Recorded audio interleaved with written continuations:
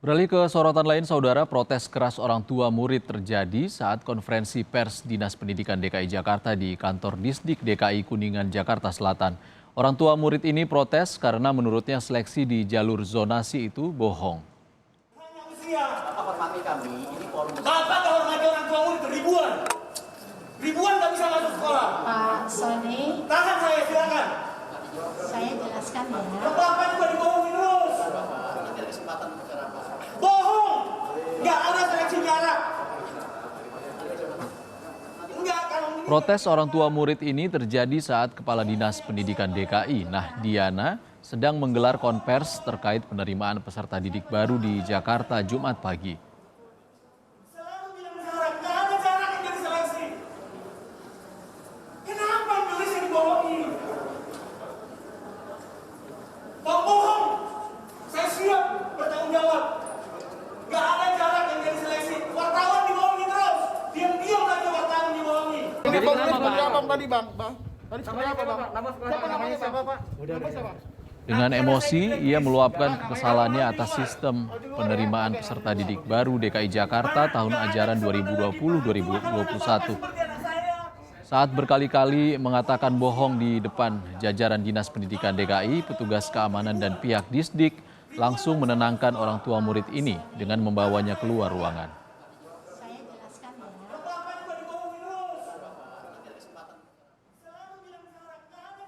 Orang tua murid yang diketahui bernama Hotmar Sinaga ini marah karena anaknya yang berusia 14 tahun gagal masuk ke SMA karena terlalu muda.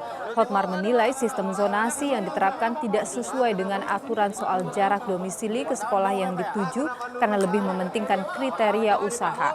Maksud kami usia. Meski begitu, saat tengah memberikan keterangan kepada jurnalis yang bertugas, orang tua murid ini kembali dibawa petugas keamanan untuk keluar gedung. Orang tua murid yang coba mendaftar masuk SMA.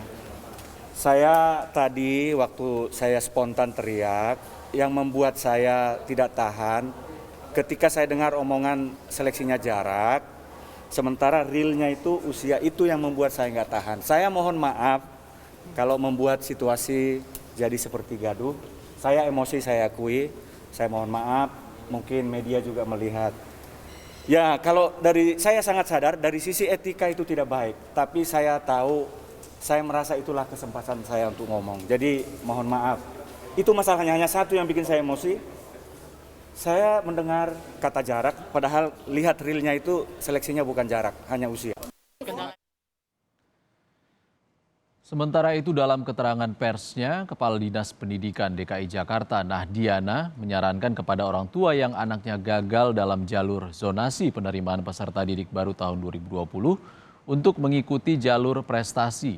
Terkait penerimaan berdasarkan usia, Pemprov DKI menegaskan hanya menjalankan peraturan Kemendikbud tentang PPDB. PPDB jalur zonasi di Jakarta akan dibuka hingga Sabtu 27 Juni 2020 pukul 3 sore. Hasil seleksi akan diumumkan pada pukul 5 sore via online.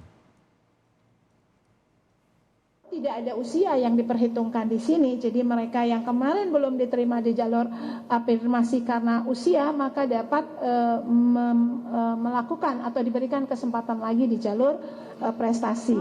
Di Jakarta, karena demografi kota Jakarta yang unik, maka kita tidak menggunakan jarak mengukur langsung, tapi berbasis tadi diatur dengan mengukur jarak dari rumah ke sekolah, dengan mengukur jarak dari rumah ke sekolah dengan batas kelurahan, dengan irisan kelurahan. Berdasarkan surat keputusan Kepala Dinas Pendidikan nomor 501 tahun 2020 tentang penetapan zonasi sekolah untuk penerimaan peserta didik baru tahun pelajaran 2020-2021, apabila jumlah pendaftar PPDB jalur zonasi melebihi daya tampung, maka dilakukan seleksi berdasarkan usia, urutan pilihan sekolah, dan waktu mendaftar. Sementara itu, surat keterangan domisili atau SKD untuk mendaftar PPDB paling banyak digunakan di Solo, Jawa Tengah.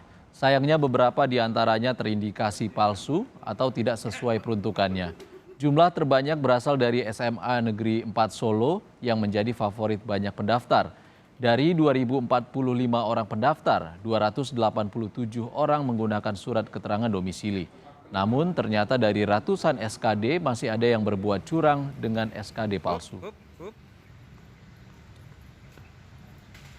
Jalur Yunasi yang menggunakan SKD, kita sinyalir ada 2 yang tidak sesuai fakta sebenarnya dan sudah kita laporkan kepada Cabang Dinas.